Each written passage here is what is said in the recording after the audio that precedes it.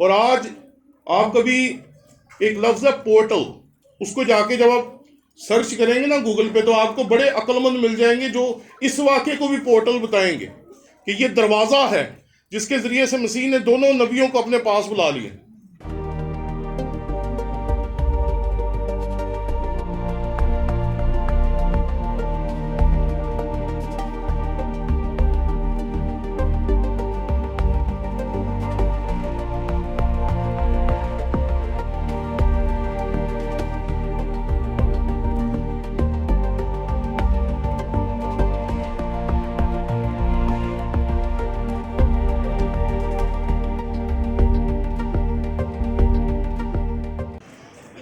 ہم نے مسیح کے بارے میں اتنا ہی جانا ہے جتنا اس نے ہمیں اپنے بارے میں بتایا ہے۔ انسان خدا کو اتنا ہی جان سکتا ہے جتنا خدا کا کلام ہمیں اس کے بارے میں بتاتا ہے۔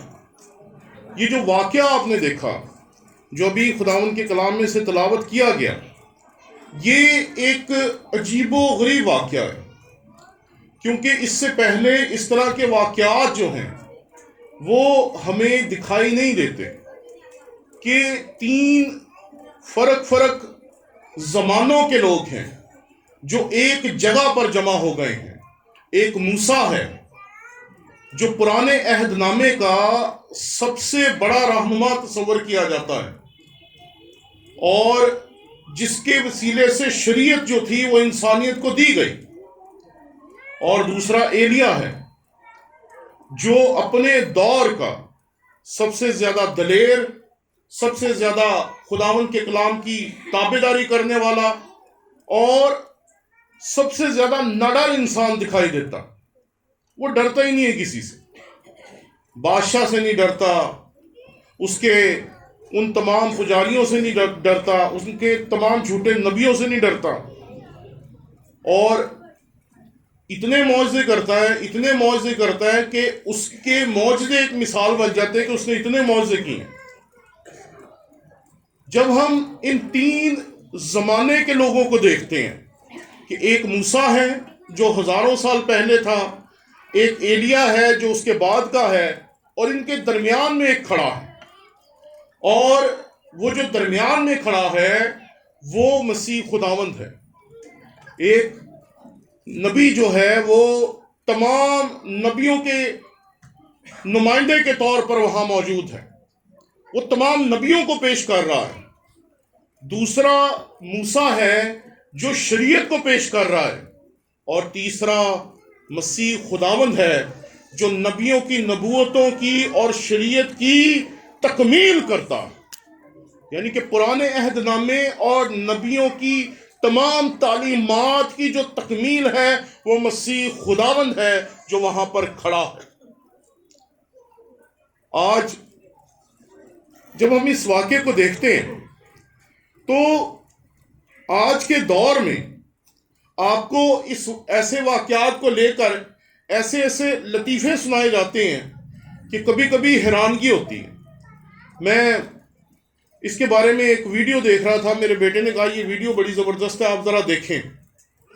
کچھ سال پہلے ایک فلم آئی تھی جس میں انہوں نے بتایا تھا کہ دنیا جو ہے وہ ایک نہیں ہے، ایک دنیا ادھر چل رہی ہے، دوسری ادھر چل رہی ہے، تیسری ادھر چل رہی ہے، اور ان تینوں دنیاؤں کے درمیان ایک دروازہ کھل سکتا ہے، یا ان ساری دنیاؤں کے درمیان ایک دروازہ کھل سکتا ہے، اور یہ ساری دنیا کے لوگ ایک دوسرے سے مل بھی سکتے ہیں۔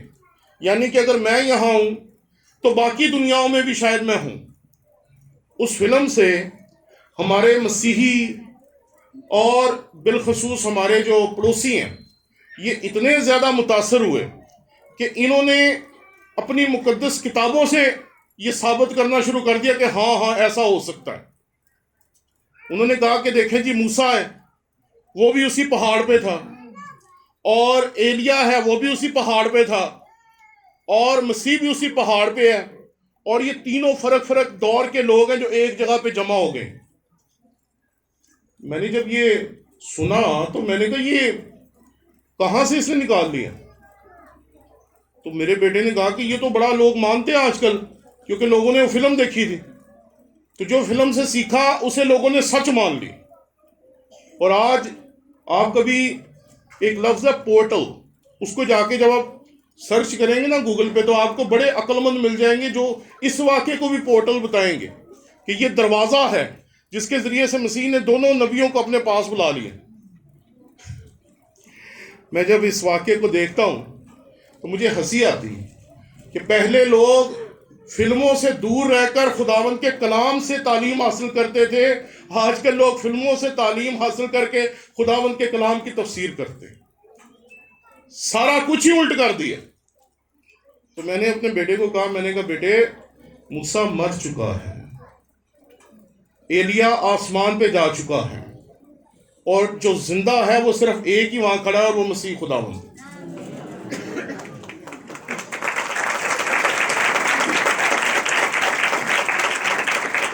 اور اگر آپ ان تینوں لوگوں کو دیکھیں تو موسیٰ بھی پہاڑ پر گیا اور وہاں سے شریعت لے کر آیا، ایلیا بھی پہاڑ پر گیا اور اس نے وہاں جا کر جو مقابلہ کیا بال کے پجاریوں کے ساتھ، وہ آپ جانتے ہیں کہ ایک ہی وقت میں اس نے بال کے 400 پجاریوں کو ہرایا اور انہیں مار دی۔ اور مسیح خداوند بھی پہاڑ پر گیا، لیکن یہ پہاڑ ایک نہیں ہے، ایک پہاڑ یہاں ہے اور دوسرا بہت دور ہے، یعنی کہ یہ 1 2 اور 3 پہاڑوں کا واقعہ ہے۔ تو میں نے کہا یہ کیسے آپ نے نکال لیا کہ یہ تینوں ایک ہی جگہ پر جمع ہو گئے؟ میں نے کہا اسے ہم پورٹل شورٹل نہیں کہتے، اسے ہم معجزہ کہتے ہیں، کہ یہ خدا کی قدرت ہے کہ اس نے اپنے بیٹے کے وسیلے سے ہمیں یہ سکھایا کہ مسیح خداوند جو ہے وہ شریعت کی بھی تکمیل ہے اور نبیوں کی نبوتوں کی بھی تکمیل ہے۔ وہ تکمیل کر رہا تھا ہر ایک بات کی جو اس کے بارے میں نبیوں نے کی تھی، اور ہر ایک بات کی جو شریعت میں لکھی گئی تھی۔ میں جب اس واقعے کو دیکھ رہا تھا تو میرے ساتھ دیکھیے 28ویں آیت سے، پھر ان باتوں کے کوئی 8 روز بعد ایسا ہوا کہ وہ پطرس اور یوحنا اور یعقوب کو ہمراہ لے کر پہاڑ پر دعا کرنے گیا۔ جب وہ دعا کر رہے تھے تو ایسا ہوا کہ اس کے چہرے کی صورت بدل گئی اور اس کی پوشاک سفید براق سی ہو گئی۔ مسیح خداوند نے یہاں پر اپنی جلالی صورت کو انسانوں پر ظاہر کیا، وہ صورت جو ابھی اس نے اختیار کرنی تھی۔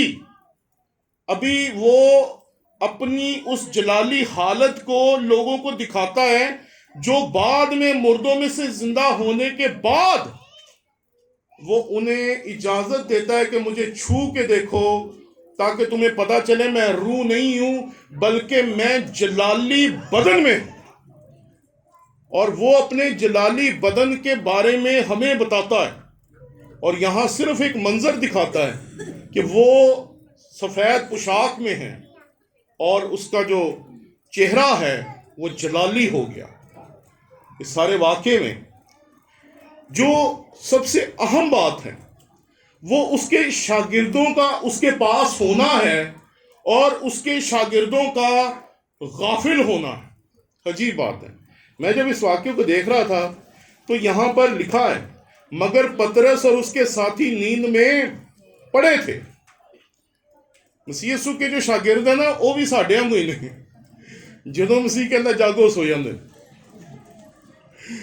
میں اکثر چرچز میں دیکھتا ہوں کہ کبھی کبھی پادری صاحب کہتے ہیں جی ہماری پریئر میٹنگ ہوگی تو آپ اس میں ضرور آئیں۔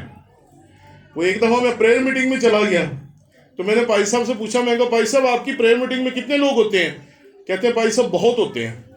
تو میں ایک دن چلا گیا، میں کہا چلو ہم بھی پریئر میٹنگ کا حصہ بنتے ہیں۔ وہ رات کو کوئی 1-2 گھنٹے بیٹھ کے دعا کرتے تھے، 6 سے کوئی 8 بجے تک ان کی ٹائمنگ تھی۔ تو میں نے کہا شاید بہت سارے لوگ ہوں گے، بہت مزہ آئے گا۔ جب میں پریئر میٹنگ میں گیا تو ٹوٹل 8 بندے بیٹھے تھے، 5 پادری صاحب کے خاندان کے تھے، ایک طبلے والا تھا، ایک ساؤنڈ سسٹم والا تھا اور ایک یہ باجے والا تھا۔ میں کہا بھائی صاحب بس کہنے تمہیں پتا پریئر میٹنگ سے لوگ ہی کٹ واتی ہیں۔ میں کہا آپ نے تو مجھے کہا تھا کہ بہت آتے ہیں، تو کہتے ہیں یہ بھی بہت ہے۔ مسیح کے شاگرد بھی ہماری طرح، مسیح جب بھی انہیں کوئی کمال دکھاتا ہے وہ سوئے ہوئے. اور یہاں دیکھیں بڑے خوبصورت الفاظ ہیں، مگر پطرس اور اس کے ساتھی نیند میں پڑے تھے، اور جب اچھی طرح بیدار ہوئے تو اس کے جلال کو اور ان دو شخصوں کو دیکھا جو اس کے ساتھ کھڑے تھے. دیکھیں جی، ہم جب مسیح کے ساتھ اپنی زندگی شروع کرتے ہیں تو ہم دو فرق حالتوں میں ہوتے ہیں.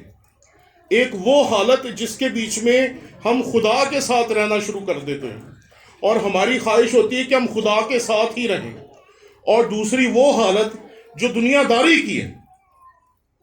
بندہ کہتا ہے اتوار نوں لوکی گرجے جاندے نے، پانی بھی صحیح ہے، بتی بھی نہیں جاندی، کپڑے دھو دو. یہی ہے نا. وہ ایک بندے نے کہا کہ آپ کا بیٹا کیا کرتا ہے؟ کہتا ہے جی 6 دن فارغ رہتا ہے. تو کہتا ہے 7ویں دن چھٹی کرتا ہے. ہمارا بھی حال ایسا ہی ہے. آپ ذرا دیکھیں کہ ایک بندہ ہے جس نے ڈاکٹروں سے جب یہ سنا کہ اگر وہ ہیروئن نہیں چھوڑے گا تو مر جائے گا، تو اس بندے نے جب ڈاکٹروں سے یہ سنا کہ اگر میں نے ہیروئن نہ چھوڑی تو میں مر جاؤں گا، تو اس نے پادری صاحب سے ایک درخواست کی. اس نے کہا پادری صاحب مجھے چرچ میں بند کر دیں. پادری صاحب نے اس کی بات مانی اور چرچ میں اس کو ٹھہرا دیا، اور چرچ کا جو گیٹ تھا اس کو تالا لگا دیا.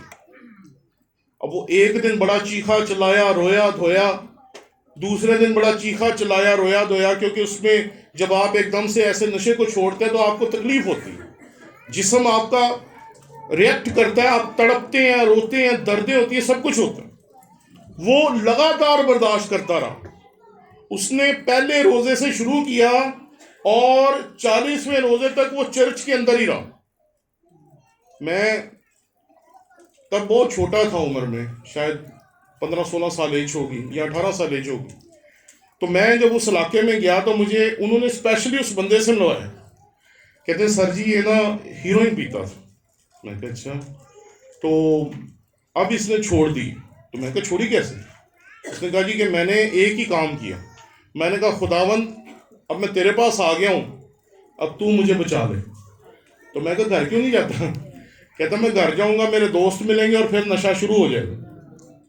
میں نے کہا بات تو تیری ٹھیک ہے، لیکن تو یہاں رہے گا کب تک؟ تو اس نے کہا جی میں نے خدا سے یہ وعدہ کیا ہے کہ اگر وہ 40 دن تک مجھے بچا لے گا تو باقی ساری زندگی میں اس کے ساتھ وفاداری سے گزاروں گا اور کسی بھی نشے کو ہاتھ نہیں لگاؤں گا.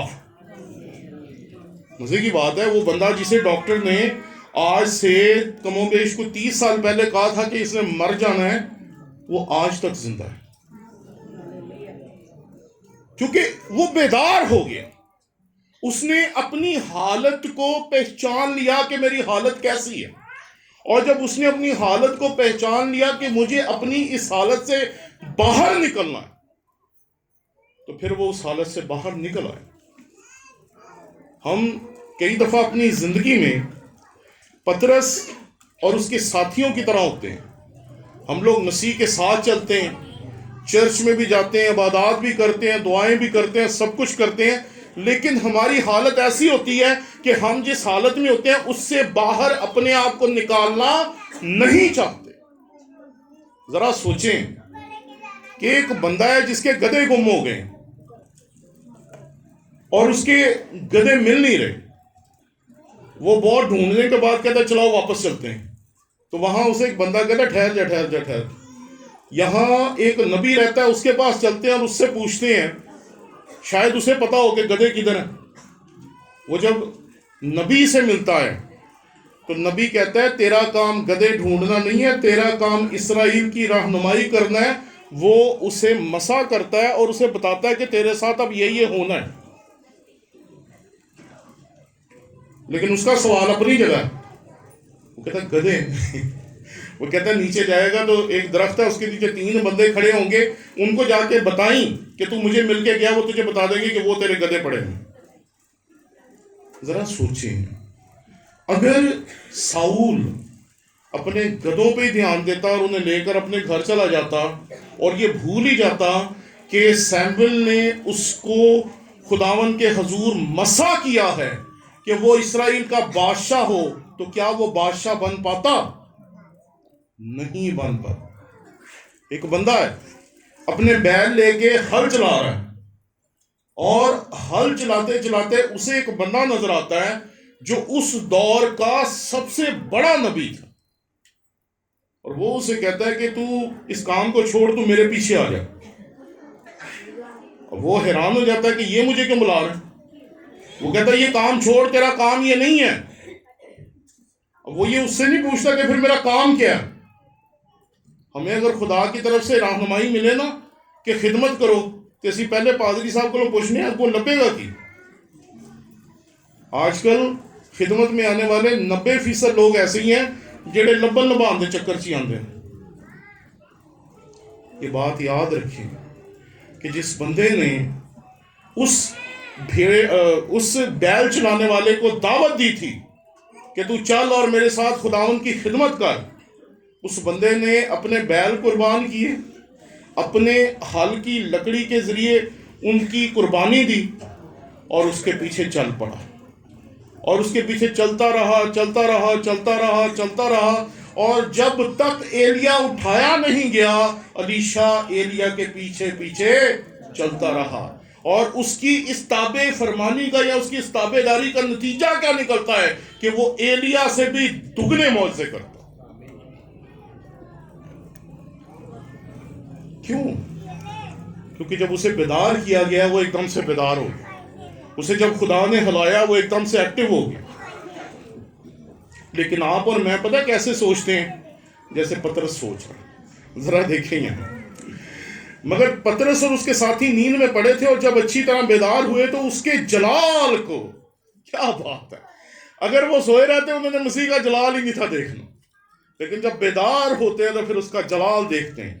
اور ان دو شخصوں کو دیکھا جو اس کے ساتھ کھڑے تھے، جب وہ اس سے جدا ہونے لگے تو ایسا ہوا کہ پطرس نے یسوع سے کہا، اے استاد، ہمارا یہاں رہنا اچھا نہیں، ہم 3 ڈیرے بنائیں، ایک تیرے لیے، ایک موسیٰ کے لیے، ایک ایلیا کے لیے۔ لیکن وہ جانتا نہ تھا کہ کیا کہتا ہے۔ یہودی تھا، اسے پتا تھا کہ جو خدا کے لوگ ہوتے ہیں ان کی خدمت کرنا بہت ضروری ہے، اس لیے اسے پتا تھا کہ جب موسیٰ تھا اس دنیا میں تو اس نے خداوند کی عبادت کے لیے خیمہ اجتماع بنایا تھا، اور وہ سمجھتا ہے کہ ہمیں بھی خیمہ بنانا چاہیے جس میں ایک میں موسیٰ رہ سکے، دوسرے میں ایلیا رہ سکے، اور تیسرے میں مسیح رہ سکے۔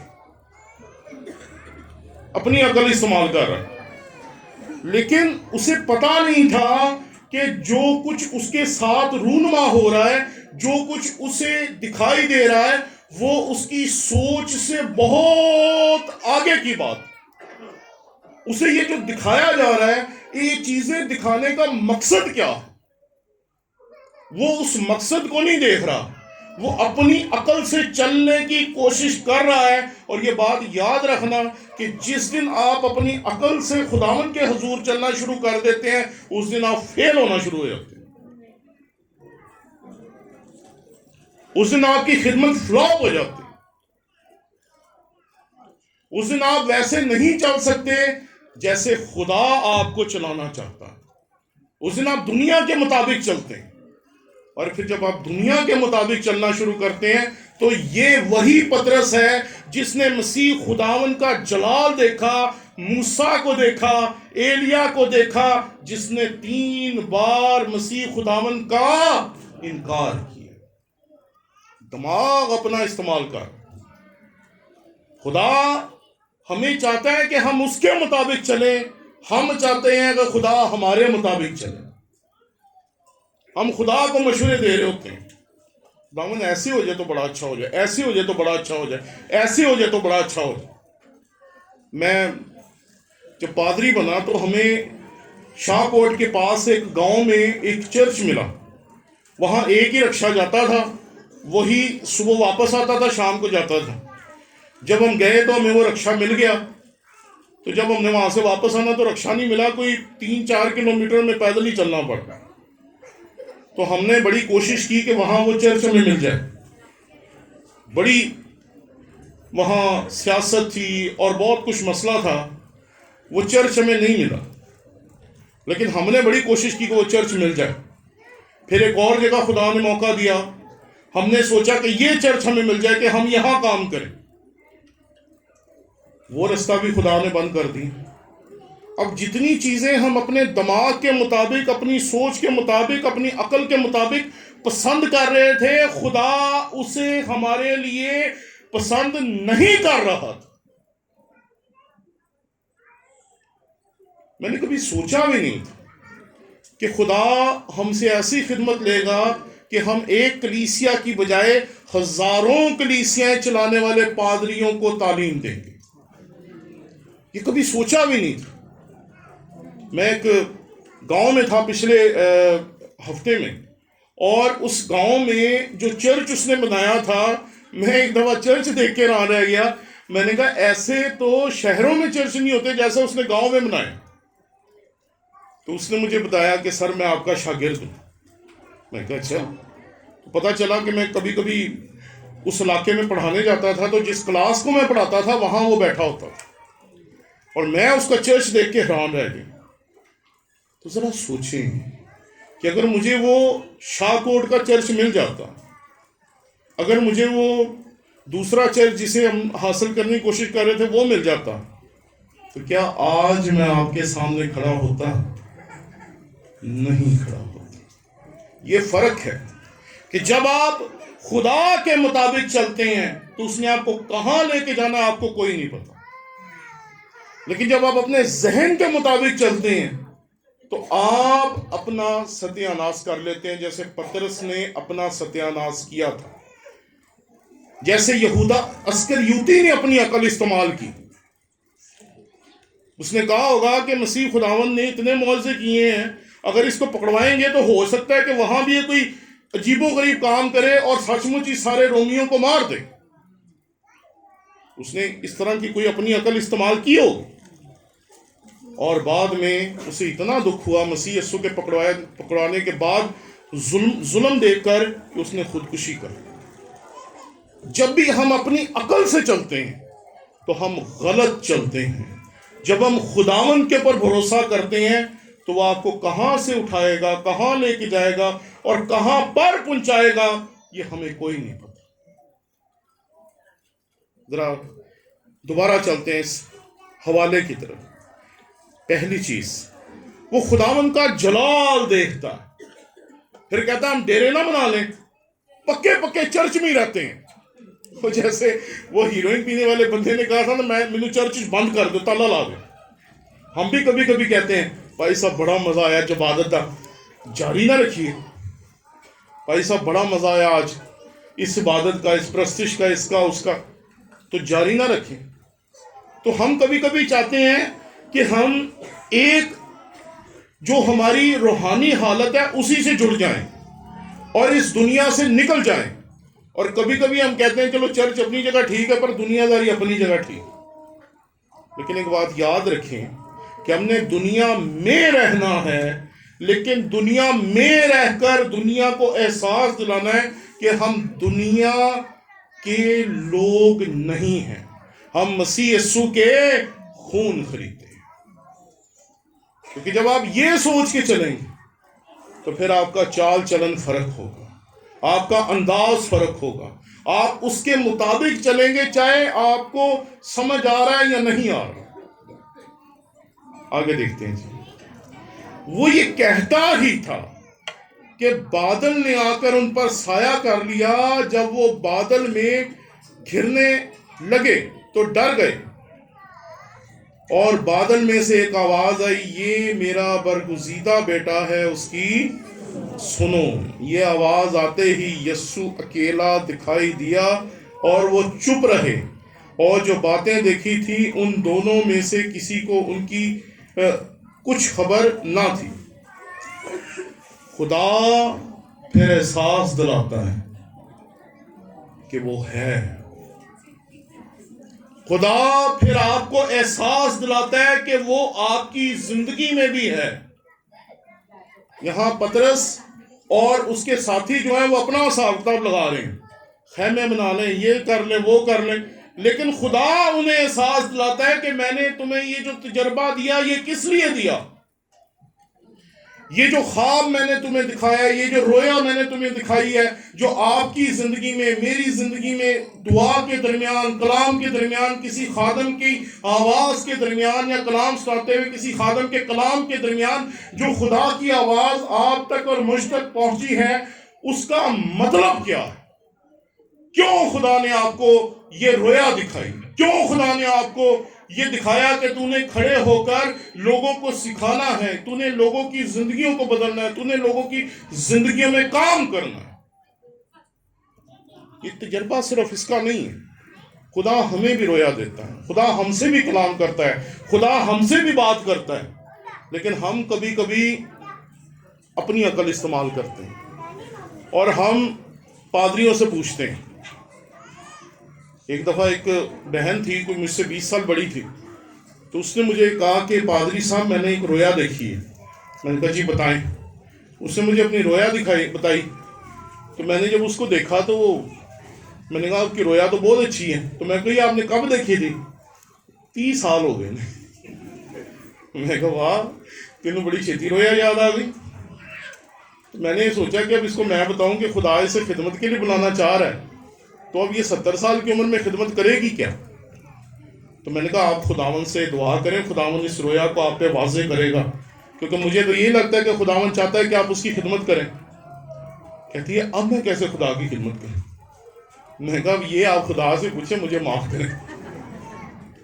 ہم بھی کبھی کبھی ایسے خدا میں رویا دیتا ہے اور ہم اسے لے کے بیٹھے ہوتے ہیں، کبھی اس سے پوچھتے ہیں، کبھی اس سے پوچھتے ہیں، کبھی اس سے پوچھتے ہیں، کبھی اس سے پوچھتے ہیں، اور پوچھتے پوچھتے پوچھتے پوچھتے ساری زندگی گزار دیتے ہیں، اور کبھی خدا کے راستے پہ چلنا شروع نہیں کرتے۔ یہاں خدا انہیں احساس دلاتا ہے کہ دنیا کو نہ دیکھو، موسم کو نہ دیکھو، حالات کو نہ دیکھو، غربت کو نہ دیکھو، یہ جو اعزار ثانی ہو رہی ہے، جو پریشانیاں ہو رہی ہیں، جو تمہیں مارنے کی کوششیں کی جا رہی ہیں، جو تمہاری مخالفت کی جا رہی ہے، اس کو نہ دیکھو، بلکہ یہ دیکھو کہ ان تمام حالات میں سایہ کرنے کون آ گیا ہے؟ اسرائیل کا خدا خود آ گیا، وہ خود آ گیا ہے ان کی مدد کرنے کے لیے، وہ خود آ گیا ہے انہیں احساس دلانے کے لیے کہ جو تم دیکھ رہے ہو وہ دنیا کی چیزیں ہیں، لیکن جو میں دکھانے کے لیے تمہیں پہاڑ پر لے کے آیا ہوں وہ میرا جلال، اور وہ اپنا جلال دکھاتا ہے۔ اور یقین مانیں ہم جب اس کے حضور چلتے ہیں تو وہ ایسی ایسی عجیب و غریب چیزیں دکھاتا ہے، ایسے بڑے بڑے کام ہماری زندگی میں کرتا ہے جو اس بات کی تصدیق کرتے ہیں کہ خدا ہماری زندگی سے خوش ہے۔ اور آخری چیز، اور بادل میں سے ایک آواز آئی کہ یہ میرا برگزیدہ بیٹا ہے، اس کی سن۔ اپنا دماغ استعمال نہ کرو، اپنی عقل استعمال نہ کرو، اپنی تجربوں سے آگے بڑھنے کی ضرورت ہے۔ اور جب ہم اپنے دماغ کو بند کر دیتے ہیں اور خدا کو کہتے ہیں خداوند تو مجھے بتا، خداوند تو مجھے سکھا، خداوند تو منزل دکھا، خداوند تو راستہ دکھا، خداوند تو رہنمائی کر، خداوند تو گائیڈ کر، تو بتا میں نے کیا کرنا ہے، تو پھر خدا کا روح آپ سے کلام کرتا ہے اور آپ کو بتاتا ہے کہ تو نے اس کے لیے کیا کرنا ہے۔ بس وہ پہلے اپنا جلال دکھاتا ہے، جلال دیکھنے کے بعد بھی جو شاگرد ہیں وہ اپنا ہی دماغ استعمال کر رہے ہوتے ہیں، اور پھر خدا اپنی حضوری کے وسیلے سے انہیں بتاتا ہے کہ یہ میرا برگزیدہ بیٹا ہے، اس کی سنو۔ اپنا دماغ ہر وقت استعمال نہ کرو، اے نہ کر لی، اونج نہ کر لی، ادھر نہ کر لی، ادھر نہ کر لی۔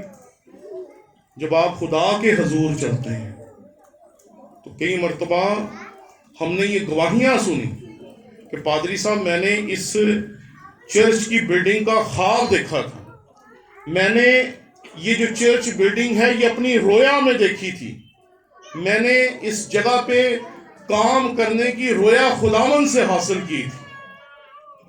اور پھر ہم دیکھتے ہیں کہ وہ جو خادم ہیں جو خداوند کے حضور چلتے ہیں اور خداوند کی سن کے چلتے ہیں، ان کی زندگیوں میں خدا بڑے بڑے کام کرتا ہے.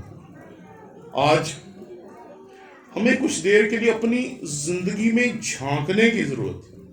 آپ کی زندگی میں معجزات بھی ہو سکتے ہیں، آپ کی زندگی میں بڑے بڑے کام بھی ہو سکتے ہیں، آپ کی زندگی میں رویا بھی ہو سکتی ہے، آپ کی زندگی میں خداوند کی خدمت کی بلاہٹ بھی ہو سکتی ہے.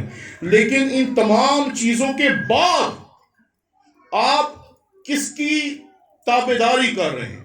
کیا آپ خدا کے کلام کی تابعداری کر رہے ہیں، خدا کی آواز کو سن رہے ہیں، یا اپنی عقل سے ہی چلنے کی کوشش کر رہے ہیں؟ کیونکہ ہم نے دو لوگوں کو دیکھا، ایک نے اس کا انکار کر دیا، دوسرا ویسے ہی خودکشی کر لیتا ہے. لیکن ایک ہے جو اس کی سنتا ہے، اور وہ مسیح کو ہی دیکھتا رہتا ہے آخری لمحے تک. مسیح صلیب پہ ہے، وہ سامنے کھڑا ہے. مسیح کو دفن کر رہے ہیں، وہ مسیح کے پاس ہے.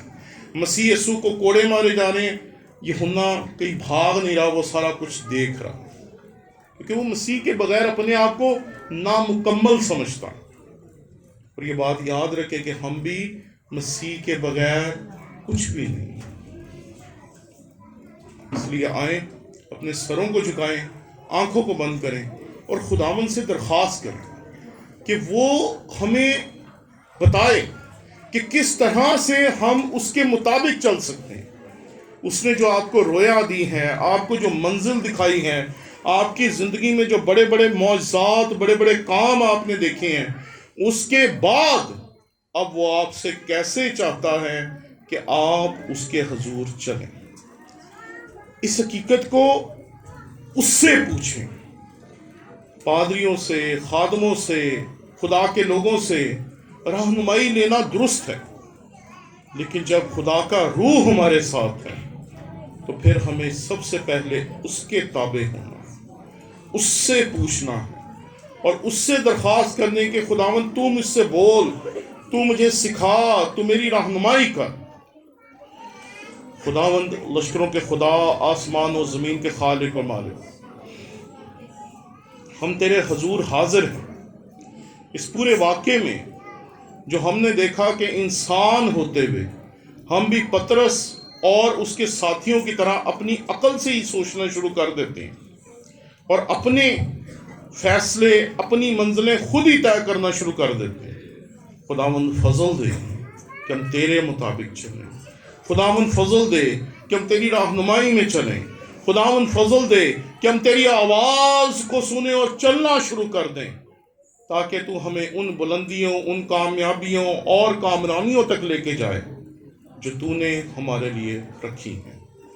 فضل دے کہ اس کلیسیا میں سے بڑے بڑے لیڈر نکلیں، بڑے بڑے لوگ نکلیں، جن کے وسیلے سے خدا کا کام بڑی قدرت کے ساتھ لوگوں کے اندر رونما ہو. مسیح خداوند کے نام میں مانگتے ہیں، آمین.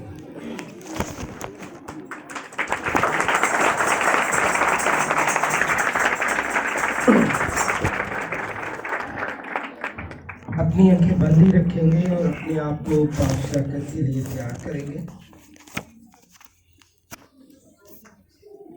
ایک حوالہ آپ کے سامنے پڑھوں گا، پہلا کرنتھیوں 11 باب 23 آیت.